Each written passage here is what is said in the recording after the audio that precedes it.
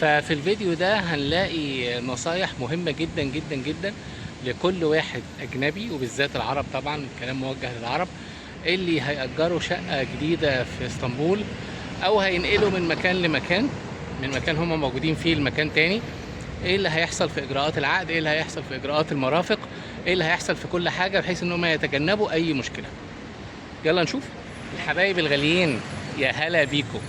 انا لما كنت عملت الفيديو اللي هو بتاع ما قلت لكم ان المجمع اللي احنا ساكنين فيه طلع له قرار هدم بسبب التحول الحضري في بعض الاماكن، تجنبا لاضرار الزلزال المحتمل ان هو يحصل في اسطنبول، ودورنا على مكان، والحمد لله رب العالمين بعد جهد جهيد الحمد لله رب العالمين ربنا اكرمنا بمكان، وبدانا ان احنا نعمل اجراءات الايجار واجراءات فتح المرافق وخلافه.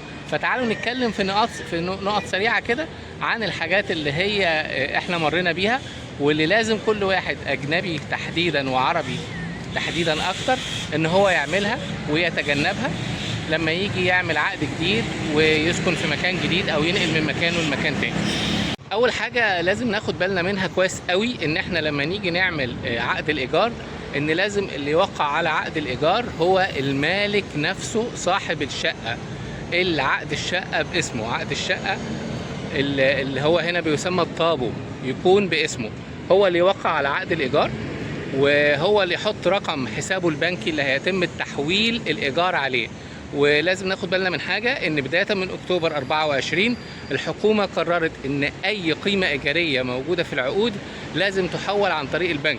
مفيش حاجه اسمها دفع كاش نهائيا، ولا تسليم باليد مقابل ايصال ولا اي حاجه، لازم التعامل عن طريق البنك. وخلاف كده هيبقى في مخالفه على المؤجر والمستاجر، يعني المخالفه مش فقط على صاحب الملك، لا كمان على اللي بيأجر. فنهتم قوي ان اللي بيمضي لنا على عقد الايجار هو المالك اللي الطابو باسمه. طيب، عملنا عقد الايجار الورقي لاثبات الحقوق. مهم جدا جدا احنا كلينا كاجانب، عشان عندنا اجراءات بعد كده في ادارات الهجره لنقل النفوس او لتثبيت النفوس في العنوان الجديد، وعندنا اجراءات بعد كده خاصه فتح المرافق اللي موجوده في المكان الجديد اللي احنا اجرناه. فمهم قوي ان احنا نروح مكتب التوثيق اللي هو اسمه النوتير. علشان نوثق العقد بتاعنا في النوتير لازم يكون معانا المالك بذات نفسه، معاه الهويه بتاعته، ومعاه اصل الطابو اللي هو اصل عقد الملكيه، ومعاه ورقه بتسمى الدسك. الدسك دي اللي هي ورقه مرتبطه بالزلازل، فدي ورقه برضو لازم ناخد منها نسخه، وهناخد من الطابو نسخه. الكلام ده كله يكون موجود مع الاصول، وبنروح النوتير.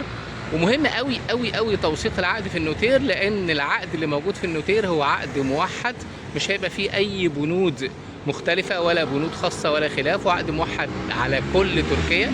فبالتالي الحقوق كلها بتبان، والمستحقات كلها بتبان، والواجبات اللي عليا انا كمان كمستاجر بتبقى واضحه وباينه. مكتوب قيمة الإيجار، مكتوب بداية عقد الإيجار، لأن هنا بداية عقد الإيجار فقط بتحدد البداية، والعقد بيبقى ممتد لحوالي لتقريبا 10 سنوات، يجدد تلقائيا إن لم يحدث خلاف ذلك. لو كان المالك هيبيع الشقة بالفعل، أو لو كان عايزها عشان يجوز فيها ابنه، أو لو كان عايزها يسكن فيها هو لو ما عندوش مسكن تاني وبيثبت ده رسميا. خلاف كده بيتعرض لعقوبات مش قليلة. خلصنا النوتير، دفعنا رسوم النوتير اللي هي برضو بقت مش قليله، بس مهمه قوي. معلش يعني احنا هنتحمل شويه مصاريف، بس في مقابل ان احنا نؤكد على ان كل حاجه بنعملها مهمه. العقد الايجار اللي بيتنوتر او بيتعمل في النوتير ده مهم قوي، لان هي اي اداره من ادارات المرافق واداره الهجره مش هتمشي لنا اي حاجه الا من خلال العقد الموثق في النوتير. الحاجه بقى اللي لازم نراعيها جدا في موضوع خلاص احنا كده استلمنا الشقه، في الغالب الشقه بيكون يا اما المرافق بتاعتها مفتوحه ولكنها باسم المستاجر السابق او باسم المالك، او بتبقى مغلقه تماما بعد ما خرج المستاجر قفلها عشان يسترد التامين اللي هو دفعه. طيب احنا هنعمل ايه في الحاله دي؟ هنروح ادارات المرافق، هنروح اداره الكهرباء، فهنفتح العداد الجديد او هننقله باسمنا، وفي نفس المكان هنقفل العداد القديم اللي موجود باسمنا لو احنا بننقل من شقه لشقه. تمام؟ يعني يحق ليك ان انت تقفل العقود القديمه وتقفل المرافق القديمه من اي اداره. يعني انت مثلا مثلا انت في اسكودار وبعدين رحت بعد كده سان جاك تبت، ممكن وانت في سان جاك تبت تقفل المكان بتاع اسكودار، تمام، ما فيهاش اي مشكله خالص. القفل ما فيهوش مشكله، الفتح برده ما فيهوش مشكله، فيما عدا الميه. الميه لازم تتفتح من نفس المنطقه الجديده اللي انت ساكن فيها. طيب انت رحت نقلت الكهرباء او فتحتها من اول وجديد باسمك، خلاص، في قيمه تامينيه بتدفعها. القيمه دي بتطلب ان هي تتقسط على الفواتير، بتتقسط لمده 6 شهور فقط يعني، لان دلوقتي قيمه التامين برضو لكل مرفق ما بقتش قليله، بقت بتتجاوز تقريبا ال 2000 ليره. فلما تتقسط هيبقى قسطها الشهري في حدود 300 وحاجه او 400 وحاجه مع الفاتوره، وده انسب نوعا ما من انها تدفع مره واحده. هنروح الغاز نفس الحكايه، الغاز غالبا بيكون مقفول للامان، فبنفتح الغاز وبنعمل العقد بتاعنا وبنطلب برضو تقسيط التامين. كل مكان بنروح لازم يكون معانا العقد المنوتر، لازم يكون معانا صوره من الطابو، لازم يكون معانا صوره من التذكره، وطبعا صوره الهويه بتاعتنا اللي هيتفتح باسمها المرفق. نيجي بقى النقطه بقى في التركايه بقى عند بتوع الاسكي او بتوع الميه. بتوع الميه عاملين قرار ليه بقى؟ عشان يلزمك ان انت تروح تنقل عنوانك في اداره الهجره او في اداره النفوس على المكان الجديد اللي انت استاجرته، ما تفضلش موجود على المكان القديم وتبقى عايش في مكان تاني. الميه ما بتتفتحش ولا بتنتقل باسمك، تمام، الا عن طريق ان انت الاول تنقل النفوس، الاول تروح لاداره النفوس بصوره التعاقد بتاع الكهرباء او بتاع الغاز مع العقد المنوتر مع بقيه اوراقك، بتروح وتنقل النفوس بتاعك من العنوان القديم للعنوان الجديد، او تفتح نفوس جديده لو انت الاول مره على العنوان الجديد اللي انت عملته. بعد ما يثبت نفوسك على العنوان الجديد، فانت يا اما بتاخد ورقه يا اما بتطلعها من الابلكيشن بتاع الاي دولت وبتروح لاداره الميه. اوكي، في الحاله دي بيفتحوا لك الميه او بينقلوها باسمك. يعني بيبقى من الاقدار كويسه ان الميه تبقى اوريدي مفتوحه باسم المستاجر القديم او باسم المالك، عشان تاخد وقتك في نقل النفوس وبعد كده تنقلها باسمك. يفضل طبعا ان كل المرافق تكون باسمك، عشان انت هتحتاج الفواتير اللي باسمك دي لما تيجي تجدد الاقامه بتاعتك.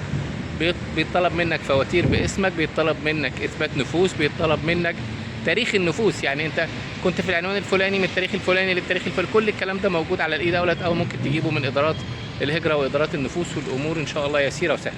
هي شويه اجراءات وبتروح اماكن كتير، بس الفكره ان انت زي ما قلنا نوتره العقد وتوثيقه في النوتير هو اهم نقطه بتحفظ لك حقوقك تماما. يعني عقدك كده اصبح موثق، كل اجراءاتك التاليه مرتبطه بان العقد يبقى موثق.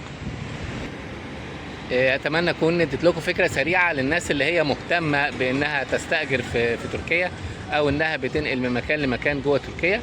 اتمنى اكون اديت لكم فكره سريعه عن الموضوع ده. ربنا ان شاء الله ييسر للكل اموره ويجعل اموركم كلها ميسره، وابواب الرزق ان شاء الله كده تكون مفتوحه ليكم بالخير والبركه، وربنا يرضى علينا وعليكم. وان شاء الله باذن الله دايما دايما دايما دمتم سالمين وبخير. في انتظار متابعتكم للقناه، في انتظار اللايكات اللطيفه على الفيديوهات اللي ترضيكم وتعجبكم واللي فيها منافع ليكم. وان شاء الله باذن الله يعني احنا ماشيين كده بطريقه ان هو لما بنسال عن شيء او بيستفسر عن شيء او الناس بتحب تتعرف على شيء بنتكلم فيه، بخلاف المواضيع العامه اللي احنا بنتكلم فيها. دمتم سالمين دايما، ودايما معاكم بكل خير، وسلام عليكم.